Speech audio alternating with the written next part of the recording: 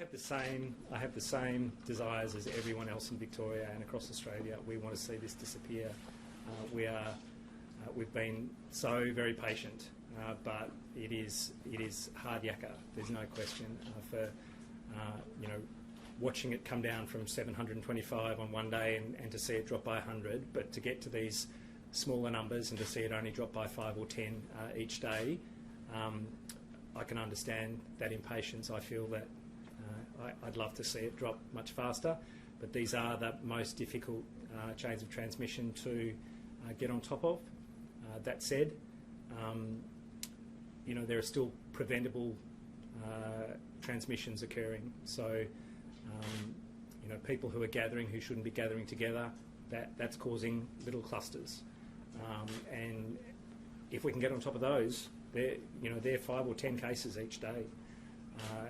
We could get on top of this even faster. So yeah, I've got some impatience about not being at zero, but I am realistic about the fact that there are lots of efforts that need to be made across lots and lots of different areas to really crush this. Is there a point where health authorities just accept that we won't be able to successfully suppress the virus below a particular number? Is there a time frame, or is it just see how long we can go until we can get it below, say? Yeah, we have to live with the reality of what we can achieve. We know that we're doing absolutely everything. If we get to a low number and it doesn't disappear, we will just work to keep that number low in the long term, but we have to get to a number that is sustainable to suppress in the long term.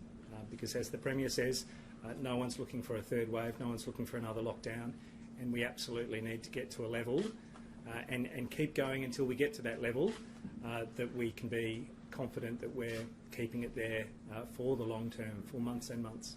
Is this a situation of delayed gratification? If we really knuckle down for another couple of weeks, we're going to win? Yeah, we are on the winning stretch now. There's no question. This is the last gasp of the virus, and we need to work harder than maybe we've ever done before to make sure that that last gasp is indeed the last one. Because being on the other side of that, there'll be significant rewards. It's not, this is not behave yourself or else there are no rewards. This is just the reality of this virus. If we can do everything that's required now, we will drive those numbers down and we will get to a point where we can keep them down. What is the current reproduction rate? I don't know. It hasn't been calculated again in recent days.